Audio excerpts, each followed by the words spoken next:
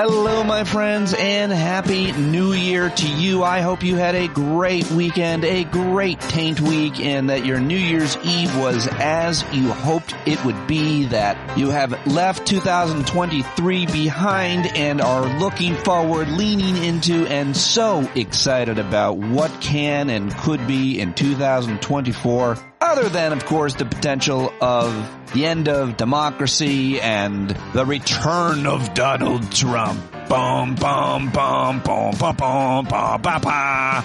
Okay, sorry, but yes, it is on the horizon. It's always there on your periphery. Periphery? Shut up, Vicky. It's over your shoulder. It's looking at you. It's leaning, leering, talking to you in your ear. Well, this year we're going to do all that we can to find the balance, to analyze where our risks are, and to look for joy and alleviate suffering for ourselves and each other each and every day. Which is why I thought it would be great to kick off this year with one of my smartest and, as she refers to herself, a pragmatic optimist, Dr. Christina Greer, joining me today. She, of course, is a PhD, an academic, a scholar, a researcher, a professor, a teacher at Fordham University. Currently, she's on sabbatical and doing research, and she's a big hoity-toity, highbrow intellectual, so just being in conversation with her is a bit intimidating to me to some extent. But she creates a atmosphere and a culture of conversation that makes me feel safe and encourages my curiosity, because she's, as she refers to herself in this interview, an intellectual farmer. She plants seeds, and sometimes they germinate right away. Sometimes it takes a little while longer for them to blossom, but they usually, hopefully, always do. In this conversation, Christina and I have a lot of different subjects we discuss, all of which I think are relevant and inspiring and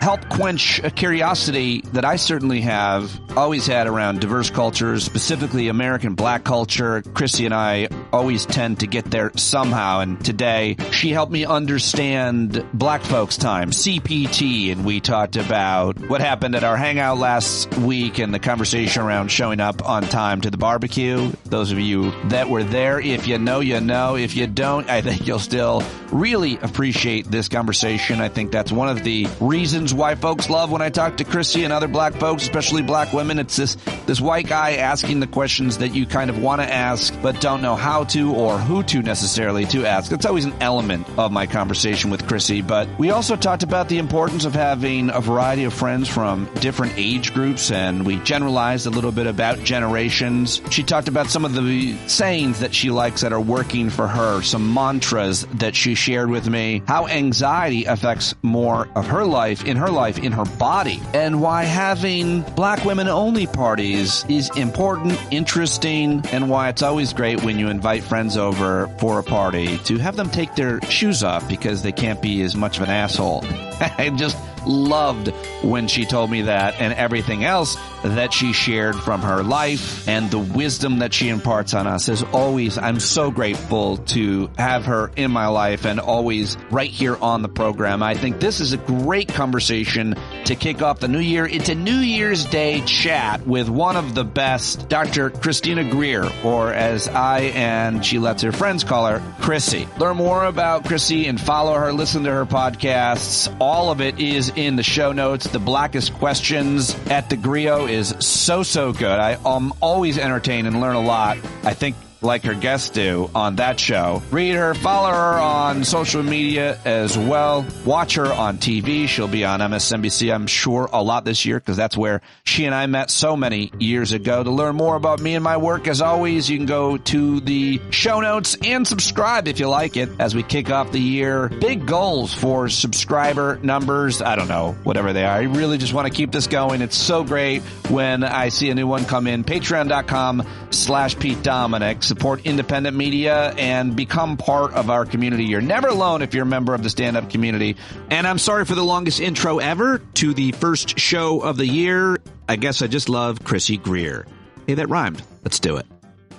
What did you do last year and what will you be doing differently in 2024? You are my first guest of the year because I think you're one of my favorite people to talk to, and you're a very positive and thoughtful person in many ways. Also, I think a realist as well. But I thought you'd just be a great way to start this year. So I'm going to hopefully continue to do this podcast this year, and hopefully you'll continue to join me. But what about you? What did you do last year? What are you doing this year? Well, I am a pragmatic optimist. Okay. So last year, every year has a theme and every year has a color.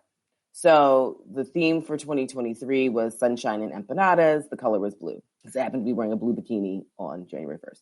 The theme for 2024 is sunshine and connections, and the color is green. So calling in like health and wealth and more nature.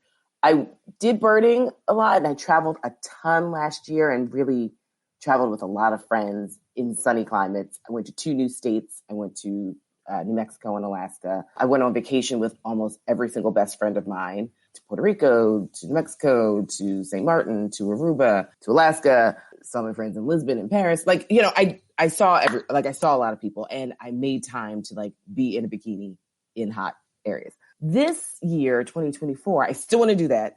Sunshine for me is I'm a plant. I always tell people I'm a plant. I lean towards the light. So I really do need to be in the sun, but really making sure it's going to be election year. I know I'm going to be busy commentating, writing. I have a light anxiety about the 2024 election.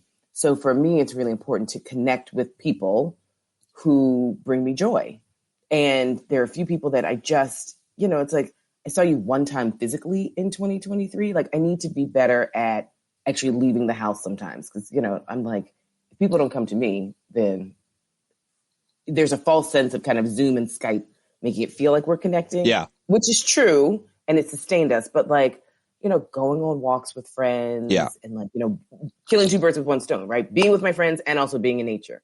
So whether it's a vacation or if it's just we're meeting up outside of the house, because I'm a Cancer. So I like to be in the house and I like to have people that I know in my house, in my space, So, and then the color is green. So that's just going to be a reminder about nature and calm and a little bit of pocket change and my plants, Do you come up with, these themes, you come up with them every year and you come back to them throughout the month, every day? How do they serve you throughout the year if they do? Is it something you reconnect with, saying, this is supposed to be the year of green and connection? Yeah, just kind of organically, So it kind of started when I turned 42 and I was like, oh, it's my Jackie Robinson year. Let's knock it out the park, And so then it's that was his jersey number, in case anybody doesn't know. Come on, people. This is Black History, aka American History. And then, I had a Hank Aaron year where the color was red, so it just happens to be baseball theme for those 2 particular years. But I like kind of having something it's no pressure, but it's every now and again I remember and it's oh, wait, this is supposed to be the year of blank. It's whether it's the year of the dragon or the year of whatever, the horse. It's well, for me, it's this is the year of nature and connections. And it's obviously always going to be sunshine because I feel like it's... I love a warm climate. Yeah, I'm trying to get behind this. I think I'm more literal with I'm always been a big goal setter, but this is the year I'm going to write a book. This is the year I'm going to do this physical event or whatever. Your themes are a little bit more nebulous, and therefore they carry a little bit different expectation or less expectation or more, and therefore they have a little less guilt if you don't complete. I like what you're doing because it doesn't imply success or failure if you don't achieve a goal. Because I have goals in other areas, right? So I've got my professional goals and those weigh on me and those do have measures of did you do it or did you not? And there are certain things in 2023 that I didn't finish. And it's okay, guess what? Time is a construct. So I'm just tilling the soil. It will bear fruit. It didn't bear fruit in the time that I wanted to. But after COVID, I realized, what is time? Time is just this thing that we put a lot of pressure on ourselves about. And we know that it's fleeting. As we get older, we can look at our parents and we can tell time does these interesting and sometimes sad things. I mean, I went to 2 funerals this year, which I'm still processing because I've been lucky enough. I don't really go to a lot of funerals. I didn't grow up going to a lot of funerals. And some people, they did based on where they lived Sure. and, circumstances, and parents died young or whatever it may be. That wasn't my reality. So this year I went to 2 funerals for 2 friends who are under the age of 50. I'm under the age of 50.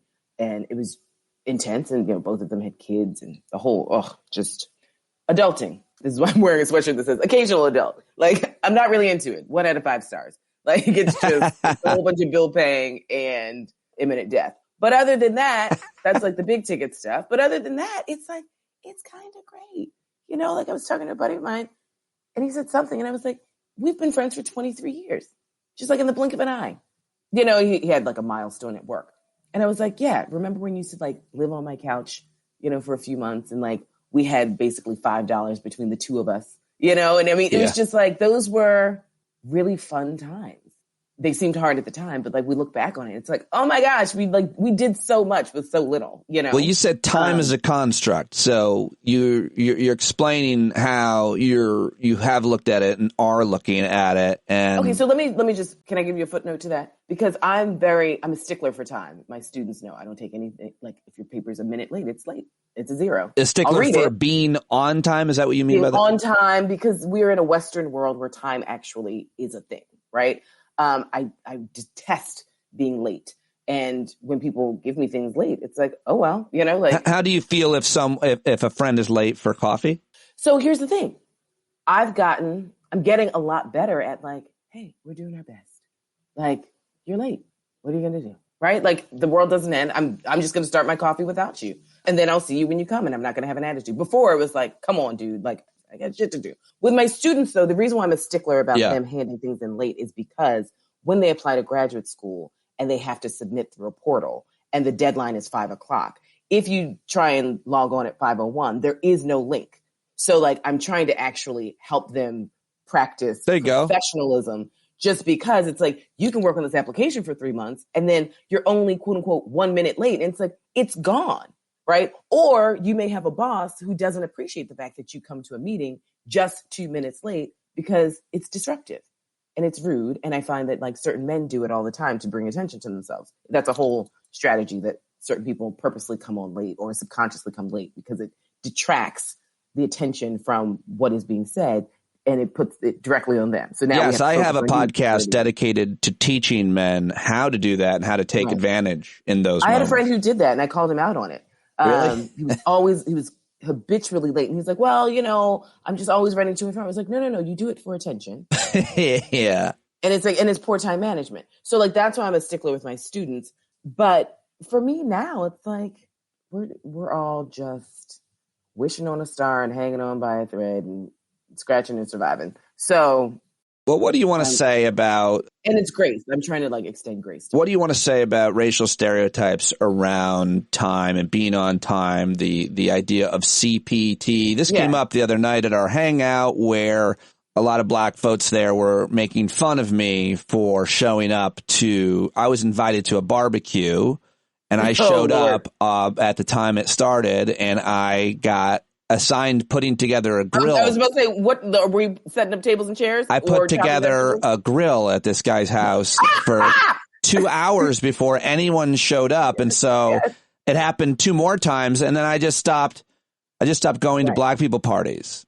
Right. So the truth is I stopped getting invited. Right, I was going to say, who's inviting?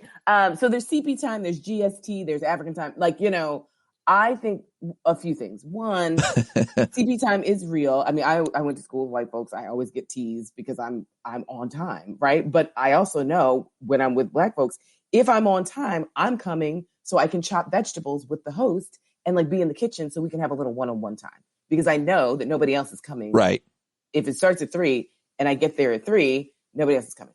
2, I think that culturally though, part of some black people coming later is because like we know that you are setting up. So like, why am I going to annoy you and like come and set up, hover around your house? I mean, like, listen, I had a white friend all through graduate school and she would always come exactly on time. And it became a thing where I just taught her how to set up my charcuterie board the way I liked it. Cause it's like, you're going to be here early. So like get to chopping these vegetables. And that was like our time before the, I like it. Quote unquote, before the party. But it's just the 2 of us, like making things work. But some of it is cultural from like when you're on the continent in Africa, it's like, I'll see. Like, you can't pin someone down necessarily on a time because that's just not culturally how time works. Now, I do think that I struggle when I'm with like my Nigerian and Ghanaian friends because I'm like, there's Black people CPT and then Africa time is the one that I struggle with because I was like, wait a minute. You're telling me this baby shower is at 2:00 and nobody's getting dressed until 7 p.m.? I'm like, 7? Like, that's really late. Does it ever come up? Take us inside. Do you ever say, listen, you're telling me to be there at 2. Does that mean I should come up? Like, is it really pop off? I don't have to ask. I know. You just you just know. It's the look on her face. I've never seen her more incredulous by a question I've asked. But here's also what, when I talk to my bestie's Nigerian, when I talk to her about it, I also get frustrated because I'm like, it's also like not a self-fulfilling prophecy, but everyone knows everyone else is going to be late. So then it keeps pushing the time back further and further, right? Because if you're having, let's just say, a party at 2 and you're Nigerian, no one's coming until at least 5. So it's like, well, I don't want to be the first one coming at 5, so I'm going to come at 6, right? And so then other people are like, I don't want to come early and just like be there, like be the first person at 6:00. So I'm going to come at 7. So like everyone just keeps sort of pushing the time back. But then again, I've been to parties where I'm like, it's 2:00. Has no one decided to set up these tables? Like, but it's like, nobody's coming at 2, Chrissy. Like we know this. Like I'm having an event on Tuesday. Like I have these Black women events just for Black women. Right. Very racist. You're worse than the Boston. You're worse than the Boston mayor. Right. I know. I saw those pictures. Did she evil laugh too? No, I did. But it's funny because all my white guy friends are always like, Chrissy, that's racist. I want to come. I'm like, you can't come. So here we are. You can't come. But this is it's on the 2nd. It's a Tuesday. I have things to do. So I was like, it's from this time to this time. Now, we all know it's not going to end at the time I said. But when you put time in a bracket, that lets people know, like, let's just say I'm saying 5 to 9, right? Because I put 9:00, that means don't come at 9 because we're probably going to wind down closer to 11, but like, don't come at 9. Whereas if I just said 5:00, then folks could come whenever they come. Got it. And we're not doing that. Got it. So the bracket means, we're going to try and stick to it. So then some people will come closer to 5. Now, when I had this Black women's event 2 months ago, I had a new friend, a Black woman. And so she texted and said, hey, the event was like 2 to 4. She said, is this real 2 to 4 or is it us 2 to 4? And I said, no, it's it's white people 2 to 4. So she was like, oh, okay, I'll get there at 2. You say white people time zone? I mean, because every Black person has had a party where they've invited their white friends. It's like, God, Lord, why are they here? Like, if you have a party from 2 to 4, someone's ringing your doorbell at 2:00. Right. It's not a Black person. A lot of white people don't come to my house at 2:00. Coming out of this Black women only party, do you want to tell us anything else about that? Is so private and exclusive? Like, is it? It's not. Is it just a kind of is there any?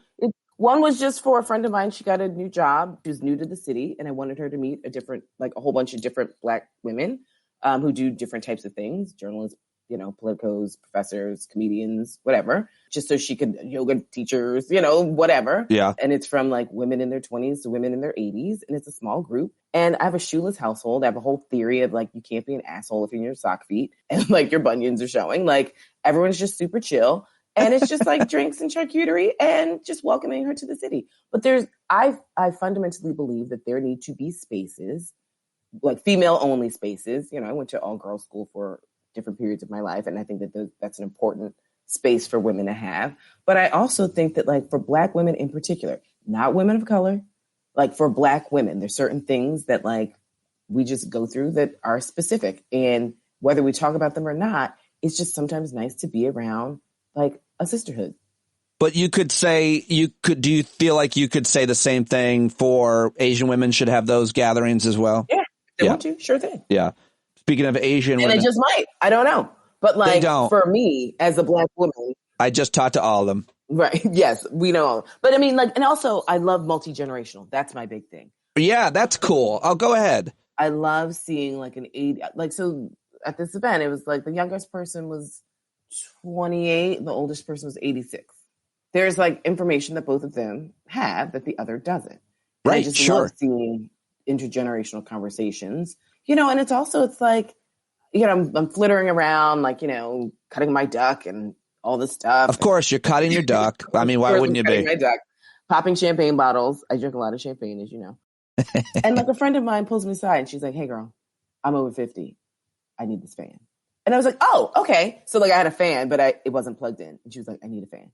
So I plugged in like a fan, like a summer fan, and just started blowing it in a particular direction. And all the women who were in their 50s were like, "Whew, thank you, Jesus." And I was like, "Oh, right." Like, and so then that spawned a conversation between the 50s and the 40s, and like the 30s were sort of half listening. But like, because like they don't think that they have to listen just yet because they're not there just yet. Yeah. And it's like, listen, I'm a goddamn like furnace right now. So it's like, oh, now we're having this conversation that most people never had. And we're having a very honest conversation about perimenopause and menopause and like all the things that come along with it organically because someone's like, "Hey sis, I need you to turn on the fan." I love that. I love it. I love it very much. Like I don't need to turn on a fan because I'm not there yet. Like I'm fine, but not realizing like for some people, my house is hot for like, this particular age group. We never think of maybe not never, but putting people, different generations in a room just to kind of socialize like that, other than what is kind of made for us in terms of family, grandson, father, grandfather. That's organic. Of course that's happening, but that's not as fun because you have all these expectations and history and issues with these people. Like it's better just like, I'd love to be in a room with a 20-year-old kid and a 6-year-old man and an 80-year-old man like that. Just put us in a room and let's just see what happens. I like that. We talked about our prostate for a little bit. Right. I mean, for Thanksgiving, the youngest person was 33 and the oldest person was 86 or 87. Excuse me. Oh, that's cool. I think you should produce that show. Yeah, it was great. I mean, it was a really, really fun Thanksgiving. So, all right, there's a lot there to unpack, and I appreciate it. Well, yeah, your 2024 is hang out with more intergenerational friends. It's a great idea. Well, my therapist a long time ago said that you have to have your own friends in every age decade, not your parents' friends, like your own friends. So I have friends, my own friends, who are in their 20s, in their 30s, in their 40s, in their 50s, 60s, 70s. And I'm really lucky. I have quite a few who are in their 80s that are my friends. That is really wonderful. I definitely have. Hang out, we talk, and they're of different races, which is great, of different genders. Like when I was on the board of my alma mater, there were 2 women who were in their 70s. I mean, their kids were literally my age. They had grandkids. And it was like the 3 of us were a little set. And we're on an email chain. Like, I love talking to them. They live very different lives than I do, but they bring me so much joy. It's a very, very healthy thing to do for so many different reasons. I hike almost every Wednesday with one of my closest friends who's about 20 years older than me, and he's also a pediatrician. He's my daughter's pediatrician, and it's really, I don't know what he gets out of it, honestly, but it's really beneficial for me because he talks a lot about like all kinds of health related issues, and he's constantly learning, but he's a doctor, he's a researcher as well. So it's just invaluable to think about these things now at 48, to know the next, 10 years and to think about everything from protein intake to calories to joint mobility to you don't want to end up like this, that. And we have role models in our minds, but the constant conversation and watering of information is really helpful for me. I got to do more. Yeah. I mean, listen, when I'm with my young friends, they're like, "Oh, you're so wise." And, I'm like, "Hey, what's this thing on my phone? What am I doing? Who is this new person making music? They sound terrible." Right. But when I'm with my 70-year-old friends, right, I'm like, "Let me just call you an Uber." And they're, and they're like, "Wait, because it's like, I can call them an Uber in 20 seconds. And for them, it's like 5 minutes. And I'm just like, it's fine. Everybody of each generation has something to offer the other one. Dude, it's absolutely not always true. Wisdom. Sometimes I use that technology. I can fix your iPhone for you. That's it.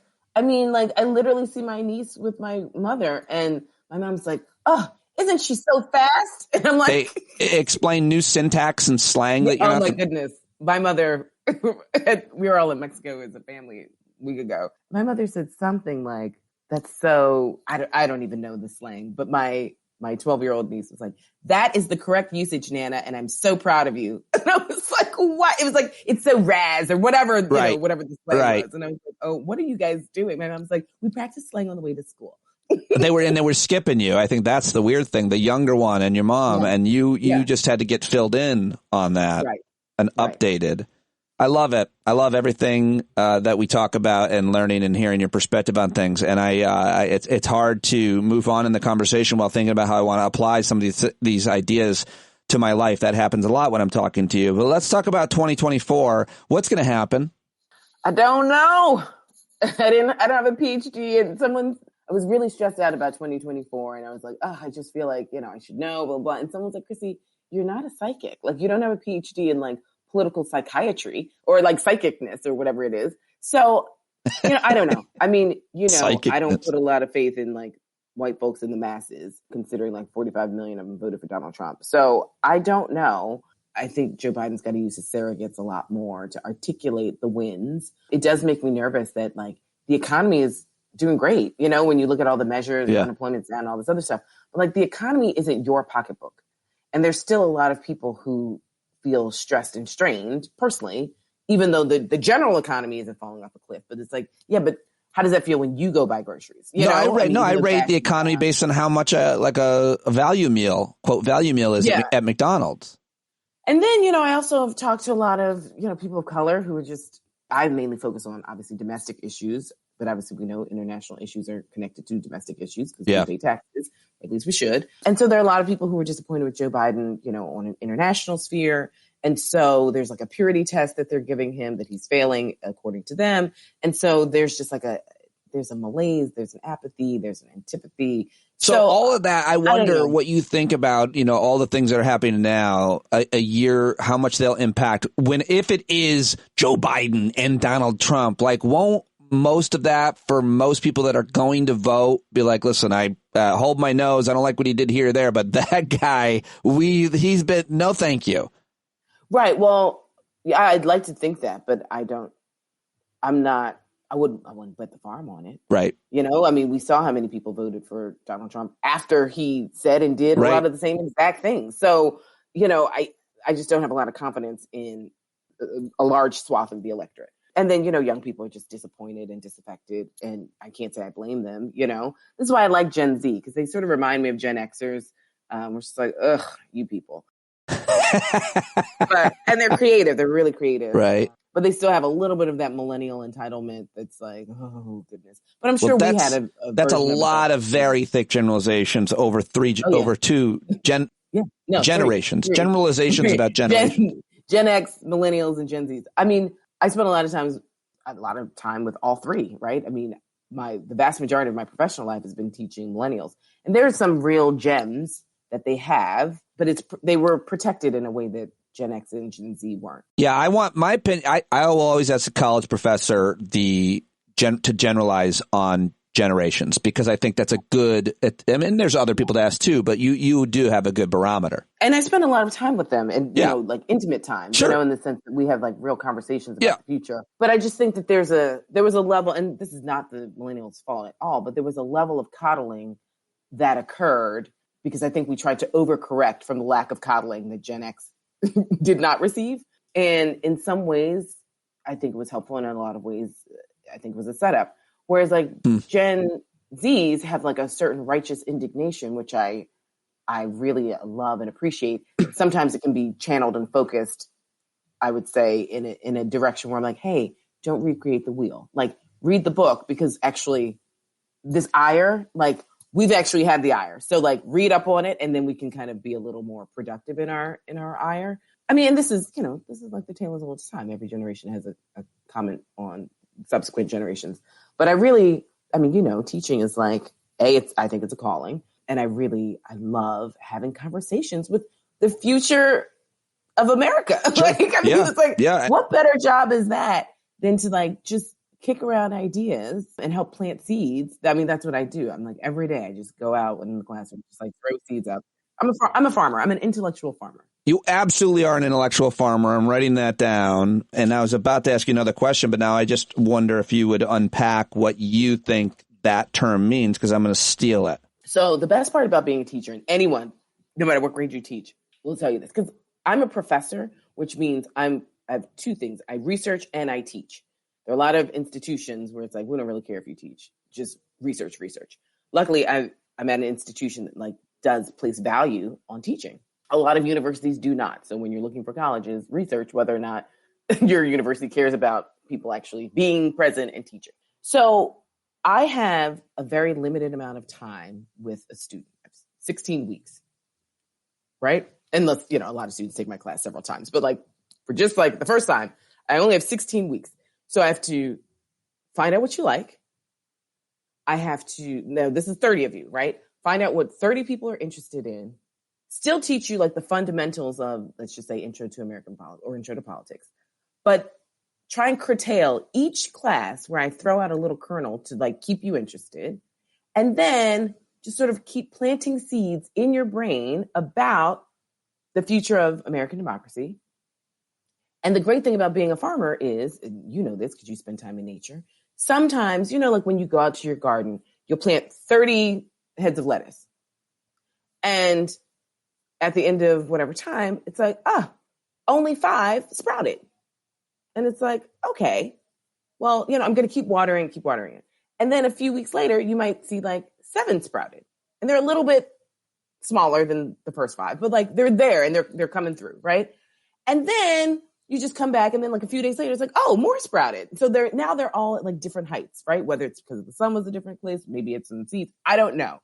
But like the garden doesn't, by and large, the Monsanto, it doesn't grow in like the same exact height and space. Even though you planted everything at the same time, all the conditions were the same.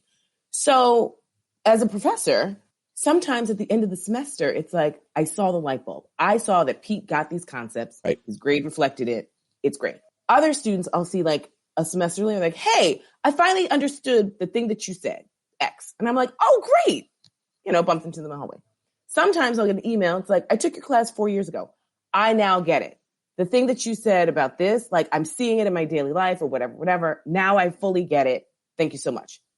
Then there's like the student where it's, you go to your garden and the garden is, the winter times come and the next season comes, whatever. And then you might see like this head of lettuce that you planted. Now you've moved on, like you're planting beans now, whatever. And you've totally retilled the land. But then it's like 5 years later in your tomato bean garden, a head of lettuce will pop up and you're like, where the hell did this come from? It's like, oh my God, I planted this years and years ago. And like, it's just now coming to the surface. And like, when you get an email from a student who's just like, I took your class 5 years ago, you probably don't remember me, or like 10 years ago. It's like, I work at such and such. And like, I took your intro class and now I see the thing. And it's like, right, because you got a D- in my class. And like, but I didn't give up on you, because if I'm a farmer and I'm throwing out seeds and students are like my plants, and I tend to each plant, and sometimes you have to tend to some a little bit differently than others.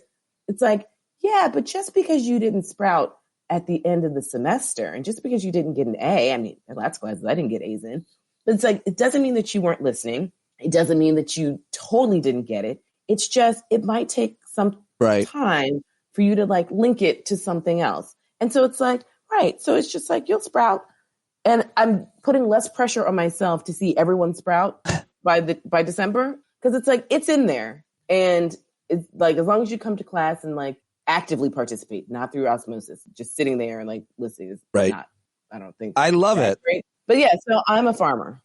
That's that. I know. And I'm also a hippie. So like my students are like, you are. Well, we knew that. We've talked to you before, but yeah, that's I think kind of the way I think about teaching. That could be applied. And, I think I'm trying to think about how people who aren't necessarily traditional professors, teachers, et cetera, apply that to their lives. And certainly as a parent, I think you can with your kids. And sometimes, they sprout at different times. But I wonder how other people hear that and how they can be intellectual farmers themselves if they're not necessarily around young people all the time planting those seeds. So, well, I mean, but can't we apply that to like a lot of parts of our lives, right? Because it's like, I mean, since COVID, I've just been trying to practice grace for myself, because then it's like, if you have grace for yourself, then you have more grace for others. But it's like, yeah, I'm not going to get everything the first time. And certain things are going to take me a while. I mean, like I was in high school, I was like a terrible teenager. Like I gave my parents such grief in ways that my sister never but did. now you're talking about, I feel like now you're talking about just compassion for yourself. Yeah, no, because the thing is,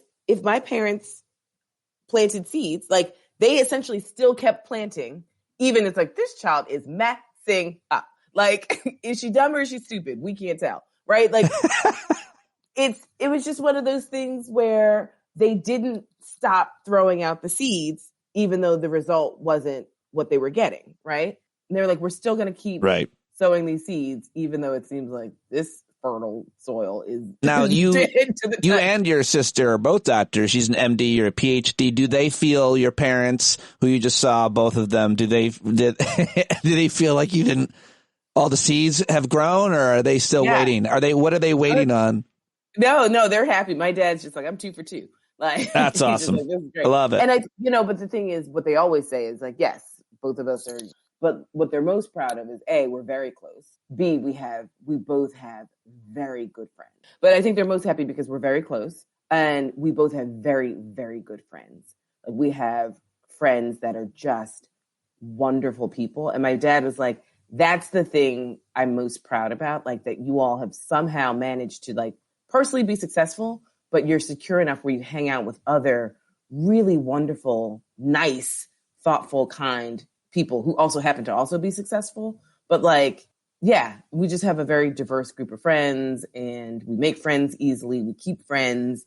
And like in our family, part of family is having like really good friends that become family, just because my parents know that like we won't be here forever. So it's like, it is imperative that you have a network of people that you can really rely on. Yeah, that's a really important idea, principle, and something to kind of drill into your kids, because you don't want to be the only one holding the bag. Right.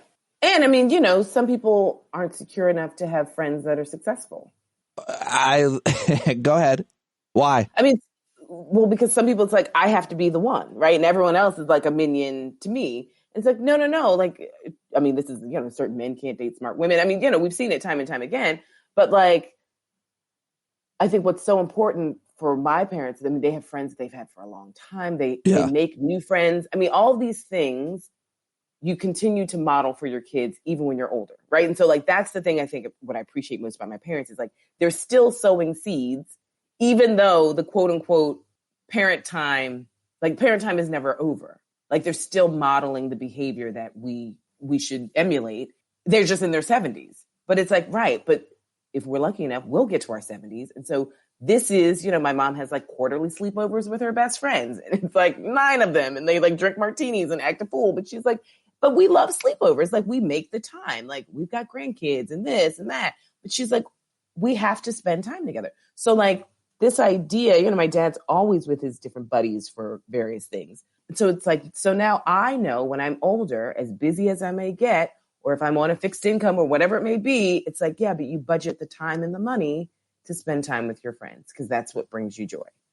I feel like one part of the issue I see a lot is, even though I get together with 19 of my high school buddies, it's only a few days, so there's not as much ego and competition about who's more or less successful. You don't almost have time for it. But I do think that it's sometimes hard to be friends with people who aren't in, to some extent, your income or wealth strata, because these people go here on vacation with their friends. You can't afford to go. These people work less. You can't afford to work less. So you just, those friendships, almost like, it's not like I'm judging you, but dude, if you can't make it to Bermuda with the rest of us, I mean, all of us are going. We're not, you know, right. And that kind of piles up when I can't afford to do the things that you guys do. I see a lot more of that in suburbia and families, and certainly around a lot of guys' hobbies, women's, I'm sure as well. Right. I wonder if. Well, I mean, because class is real, right? And so let's not pretend that it isn't. But what my therapist explained to me a very, very long time ago was that we all have different friends for different things. She was like, no one friend, no one partner is going to be 100%. So like, she was like, you know, I was like sort of in the process of like breaking up with a friend at a time, you know, because I didn't feel like she was being supportive for a whole host of things. And she was like, yeah, but even if that friend brings you 5%, she still brings you 5% that somebody else can't bring. And I was like, well, 5% isn't good enough. And she's like, can you find that other 5%? It's like, no. So she's like, so she's your 5% friend. There's another friend that's like 85%. but there's still 15% missing. So she's like, every friend has like this, a real friend, you know, not like associates, but like every friend does have this like gem. And I'm just more and more honest with my friends. Like for some of my friends, I'm the rich friend. And then for other of my friends, it's like, I'm the poor friend because I'm a professor and they are corporate lawyers and they are partners and they are making real money. Like what I make in a year, they make, you know, like in a month. So, but I'm also honest. It's like, listen, if we go on vacation, like this is what I can afford. And I have one friend who's been my friend since 9th grade. And she's like, yeah, but I'm your sugar mama. Like when we go on vacation, I am a corporate lawyer. Yeah. I'm going to pay for the hotel. But that's because you're her probably 75% friend. Like you are, you're not typical here in this situation. But I say most of us don't have a sugar person. But I mean, I'm saying that because it's like, for me, the undercurrent of what I'm saying is, one, being honest about where you are. And it's like, and if you can't at this stage, like, listen, we're in our 40s. If you can't be honest with your friends about where you are, then you got to ask yourself, is this a friend? Right. Because I have friends who are like, oh, you know, like I rent this house in St. Martin every summer for 2 weeks. And like, I have friends who are like, I would love that. I can't afford it. You enjoy, send me the pictures. And it's like, okay, but I'm still going to go. And it's like, and maybe one day we'll go together, but we're not going together now because you've been very clear that that's just not in your wheelhouse. You dangle that to them as an aspiration? No, I'm saying it to you. You asked. Maybe if you work a little harder, you'll make it to St. Martin one day. But I mean, listen, I also, because I was in grad school in New York and I made $15,000 a year. And so I know how to like be fancy on a budget. I also, when I go away, I don't stay at a hotel that's $1,000 a night. That's not in my budget, you know, but like I will stay at like a nice, clean, safe hotel that's like $200 a night, right? Or I'll stay at an Airbnb. But like, when I take my nieces on vacations, my sister and brother-in-law are in a very different price bracket than I am, right? So when they go on vacation, it's a different experience. But when I take them on vacation, and we usually do Airbnbs, and it's like, I want you all to see how I vacation, just so depending on whatever job you choose, you know that like the only option for a vacation isn't like a fancy hotel. Right, like, sure. There are lots of other ways you can sort of conceptualize. Oh, I like that's you should write a book about how to vacation on all kinds of different income. I think you know this. It's like I am a wedding planner, a divorce Sherpa, and a vacation consultant in my sideline. Like all three. I'm very good at all three. I wasn't sure how often you were doing it for yourself or other people. Well, I know you do it for yourself, but for other people in any kind of organized way. I love planning someone's vacation. Oh, I hate. You know why? Wow. Because you have to get to know yourself in a vacation. Sure. Some vacations are, I want to sleep. I want to be in the sun, half naked, and sleep. Others, it's like, I want to hike and like wake up and see nature. And it's, why am I saying that voice like it's a bad thing? Other vacations are like museum vacations, right? Others are 50-50. And you have to choose the right locale. You have to choose the right people.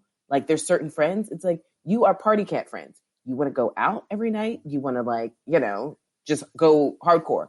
That's not my vacation friend. Like I need somebody, like I have a few friends that I vacation with where it's like, we are the same speed. I want you to plan. Choosing the vacation partner is important. I love that. I want you to plan my next vacation. I just want to describe it. I want to live in like one of those Lord of the Rings Hobbit houses for a week, like a house built into the land. Can you set me up with that? So that would be under my classification of a mountain vacation or a nature vacation. Okay. Because there's beach vacation. Yeah.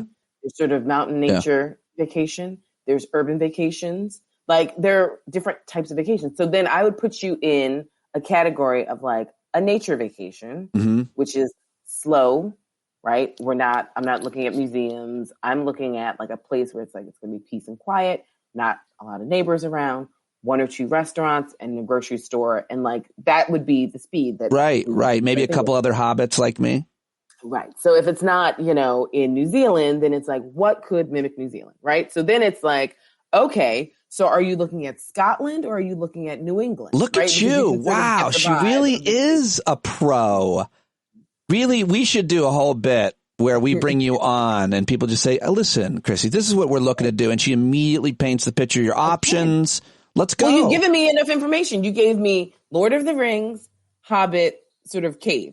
That that to me is like built into a hillside, but hopefully, built into a hillside. So it's green and it's nature. And it's like, so listen, going to New England, going to Scotland, and going to New Zealand are 3 very different price points. I have so many more questions along these lines and more, but this is the New Year's conversation, ladies and gentlemen. Plan a vacation, people. Plan a vacation. Even if it's only in your mind. Yes, even if it's only in your... Any other parting advice for 2024 for the people that's working for you or you think at all? I'm trying to do more health stuff as we get older. And just be healthier, whatever that means. And for me, it's like just being out in nature and like walking more. Yeah, but all right, let me put you on the spot here because you have a real great handle on language and literature. And that's one of my favorite reasons with talking with you. Like we were texting the other day and talking about you were drinking champagne. And then you said, something like it's weird. People don't usually drink champagne, but special occasions. And then you said something about the bubbles in the life. What was that again? Oh, I don't know. It's like, let me look it up. Hold on. Oh, it doesn't even come to mind? Like, that's how good she is. But life is like bubbly. I mean, like, the bubbles of like the effervescence of life. I can't remember.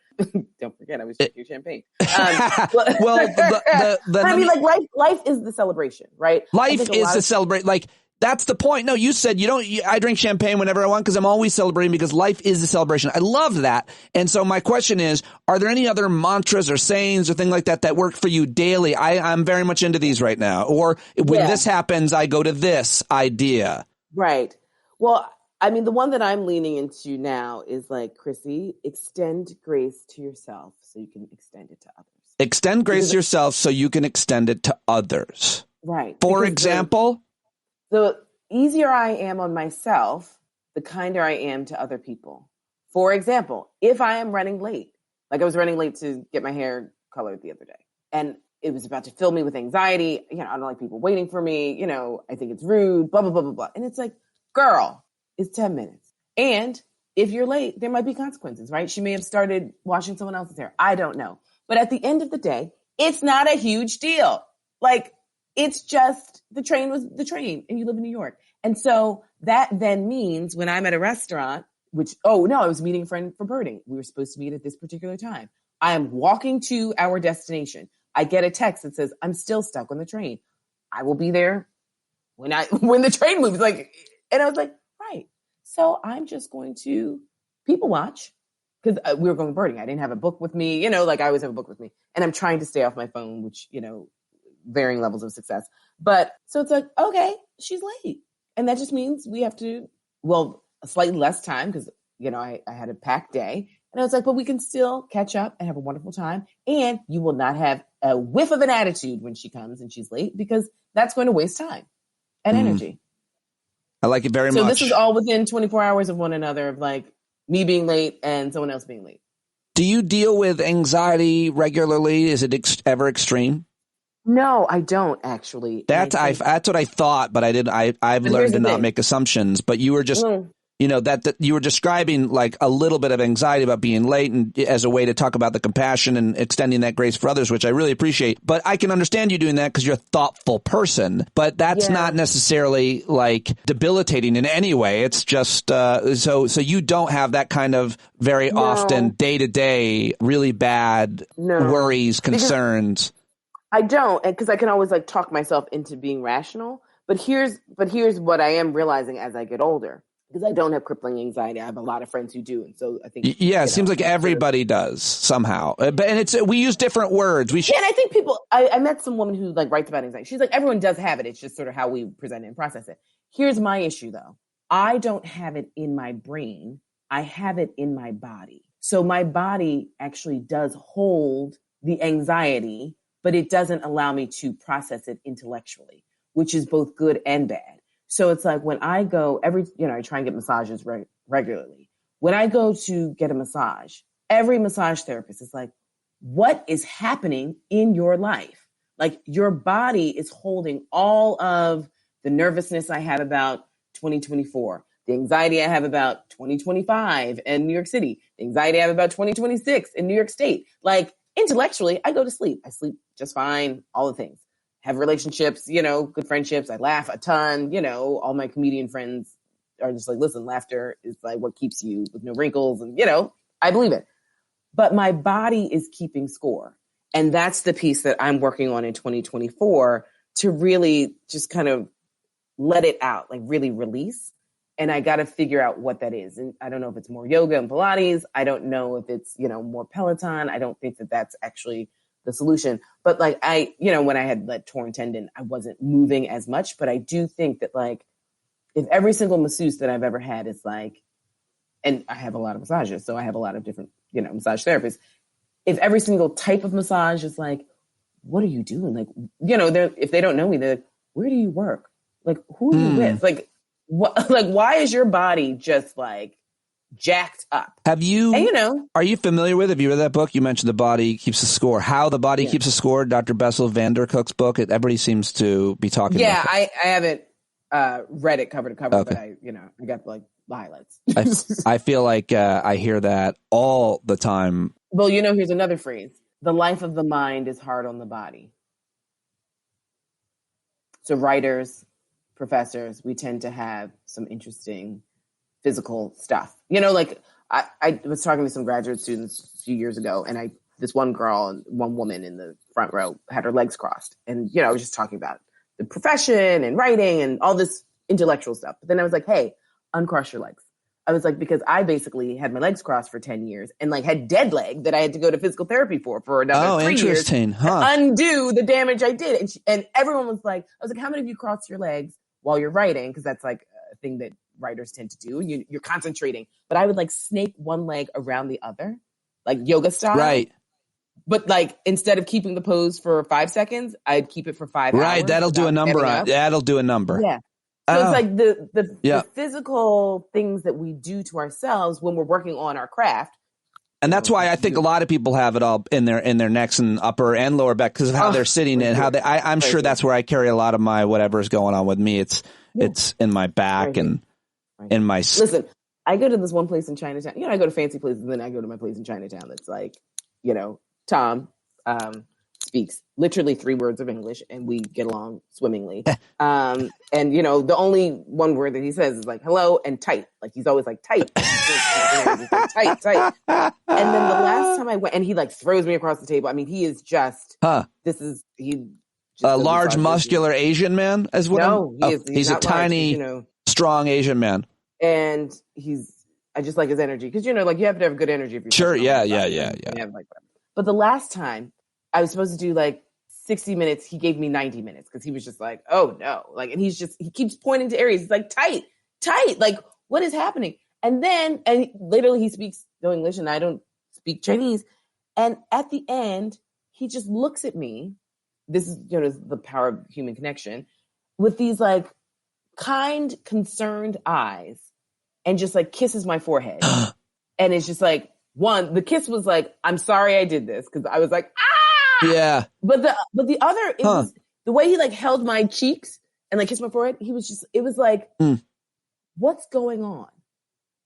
That's what it was. Like, that's what the energy. Yeah, no, that's a great story. I really, I want to go see. I was like, listen. He's like Groot from Guardians in the Galaxy. He just has one word. If you only knew what was going on. Because he doesn't know who I am. He doesn't know my job. He doesn't know that I read the news every day incessantly. He doesn't know that, I have to think about Donald Trump and Joe Biden on a, extreme basis. So yeah. That's great. I mean, you've explained a lot, and I think it's important that you obviously recognize that we should all do better to try to recognize that within ourselves, because that's the key to a lot of the things we're talking about with joy and de-stressing and all of the rest. Joy. That's from Get some 2024. All right, Chrissy, thank you so much for all of that. I am so happy I got to spend over an hour with you today. I love spending time with you. Let's do more in 2024. Oh, let's do more in 2024. There's your mantra. Let's do more in 2024. How about it? Or maybe less. More of less. I don't want to overwhelm you here in 2024. You don't have to do more. Maybe you are doing enough. So maybe you need to do more than enough. Or maybe just enough. Or maybe you need to decide this year what enough is. I'm not talking to you. I think I'm definitely talking to myself. So there you have it. Chrissy Greer, so great. Always so grateful when she joins us. Please reach out to her and let her know how much you appreciate her joining the conversation. She'll probably see your tweet, or if you want to email me, I would love to forward those emails. I'd love to get a few emails, standupwithpete@gmail.com, especially from you bumblebees that listen to the full conversation. Dear Pete, I listened to the whole New Year's Day conversation with Chrissy Greer, and I share your love and respect for her wisdom and insight, and am so grateful that she joined you. Something like that? Could you send me something like that so I can forward it to her and encourage her to keep joining me? Not that she needs it. We're real good friends, but I always love when she joins us, and I always love your feedback. And this year, I'm developing more email inboxes so I can get back to more of you. Standupwithpete@gmail.com. One of my many aspirations to do a little more or help me do less. Thank you so much for listening to today's conversation. I'll be back the regular format with news and guests starting tomorrow, and I can't do any of it today or anytime without you and your support. Hope to see you in Vegas in March 22nd, 23rd. The details are coming, finalizing this week, I hope, with ticket links and more, but buy your flights now if you haven't already. We'll have suggested hotels and way more information for you, who's going to be there and everything else, hopefully by the end of this week, early next week is my goal. Cassie in Vegas has been doing a great job. I've been dragging my feet, but very excited to announce all the details ASAP. And thanks for everybody talking about it and creating it and developing ideas for it in the Discord, where you're never alone if you're part of the stand-up community. Discord, sign up now, patreon.com/Pete Dominic. I'm going to finish up talking. John Carroll will be out there in Vegas with us. He's here with us each and every day singing us this song. Happy New Year. Stay with me this year. I'm very excited to be along the journey with you. But all they had to go on was the time they were in, with other causes for loss, and since they weren't even sin, they knew that change was gonna come before the change could begin. They had to stand up. All right, they had to stand up. We got to stand up. We got to look the devil square in the eye. We gotta let him know it is the time to go and make it clear when all we hear is a lie.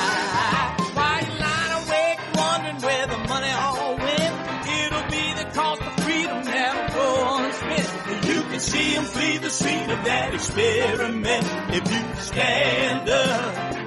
Alright, we got to speak up, we got to reach up and raise your voice in every way you know how. Don't be toes up, you got to show up. Ain't no better time to do it but now. No need to pledge allegiance to no wanton tribe. Rise up, show obedience to the voice inside, and listen well and it'll tell you not to run and hide. It says stand up.